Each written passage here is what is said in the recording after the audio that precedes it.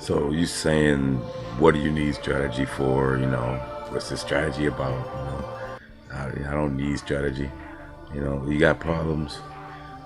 Have you solved them, or when you're gonna solve them, how long it's gonna take? Then that means you need strategy. If you don't, because you're using it anyway, why not understand the rules better and be more efficient? Have more time. Be more effective.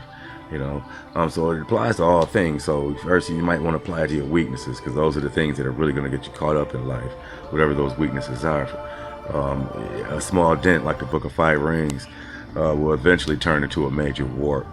So great things should be tackled while they're still small, but in the event that it's already extreme, then you got to start somewhere, right? So the art of war is something that can be applied to every single action. So even your inaction is an action. If you spend a lot of time thinking, then that's inaction. Other than thinking, unless you want to call that an action. So the amount of time you take to think that's part of your strategy. The amount of time you've allowed to think and not act is part of your strategy. Now, a strategy should be simple. If it's so complex, like a paragraph and all this, then that's not really a good strategy. It's not very clear. A strategy will be like in one sentence. It could be in a few words or one word, but sometimes it's just a gesture. Because it's like the Mastering the Art of War said, your strategy should be as simple as uncarved wood. So if it's problems that you have that affect you, mentally, physically, when you get into more emotional, these are problems. Whatever it is that's making you real emotional, that's a problem. So unless you have some imminent death threat around the corner, I would focus on those, especially the ones that it's a daily thing. It could be on your mind, or it could be real interaction with people socially on a job or somewhere else, and this, causes that conflict or contention. And then when you apply the art of war to these things, right? Don't rely on having what can't be what opponents not attacking, but rely on having what can't be attacked. And so if there's patterns and trends like Mastering the Art of War, and that first quote was from the Art of War, but you see patterns, conditions, trends, and events. And Mastering the Art of War says, then if you can't prepare then over a specific amount of time, then that means you aren't either smart or wise, etc. So like on the use of knowledge in Mastering the Art of War, if there's opposing time, opposing nature, and opposing the people. So the people, if the timing is working but nature isn't cooperating and you act, then you're opposing nature, and it works the same way for all three. So in life, getting angry, letting things make you angry, getting emotional anytime you're very emotional, even for something good. A lot of people died happy, having a great time, and joyous, lost in their joy. I don't want to say any names, but you could think of people famous mostly. And so it's about being objective.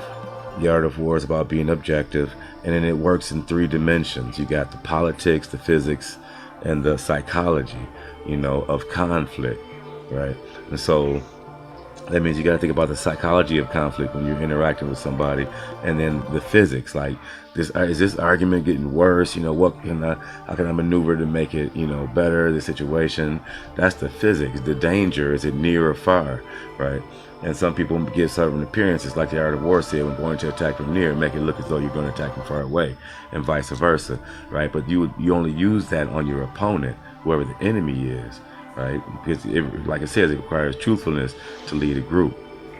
And so, but carrying on, things, some people stressing about money, then you focus your strategy on that. It's hard to apply strategy to all different things all the time, because it's applied differently in everything you apply it. The good thing about it is that it's just, the rules are the same across the board. but they mean a totally different thing when you're applying it to somebody you love, as opposed to somebody who's trying to break in and kill you. Your life or death, you or them. Those are the two extremes. Then you have things in the middle like business, competition. Well, that's not life or death, so to speak. Being out of money can be pretty hard, but you shouldn't die. But it's not the same. It's not as extreme. So you call them like competitors, but that would still mean opponent in the art of war, right? Opponent is also the guy who's trying to come through and kill you, and so that's an opponent. And then opponent is also in yourself, right? When you're dealing with things yourself, you got resistance and you're trying to stop the resistance. And then you have opponent in your spouse, or the one you love, all the people you love. There's an opponent in them.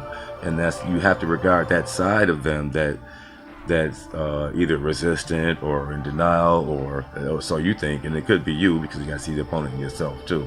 So that's my point is how you apply it is different, right?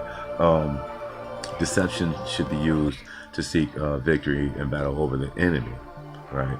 However, in strategy, you're going to have deception, so even with the ones you love, but not in the same way that that's where somebody evil, right? I'll give you an example, like you want to propose, then you want to do it at the right time. You're not gonna tell your wife, yeah, I'm gonna propose to you tomorrow, so I want you to be ready.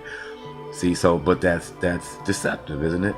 But that's okay, because there's the greater good and purpose. I mean, that's not, there's nothing evil about that, so to speak. It's like a surprise birthday party. Surprise birthday party, you don't tell the people you're going to throw them one, right? And so that's deceptive, right? So and in strategy is in all actions. Your action is to throw a surprise birthday party, and so you need strategy to do that. And you can't have strategy without deception. And lo and behold, if you look at it from the right angle, you see that, okay, right, it's still deceptive, but we all know there's nothing wrong with that, right? So now you see the rules and how it applies. So we talked about the psychology and the physics, you got the politics, right? And so just being right isn't always good enough. I can make a better burger than McDonald's, I'm not going to beat them though, right?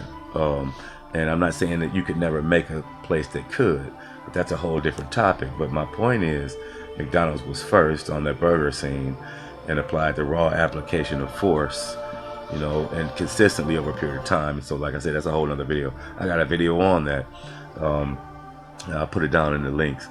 But anyway, I'm gonna try and cover more ground by talking, because I like making the other videos too, but sometimes I can cover a lot more ground in this playlist. Let's talk about the art of war.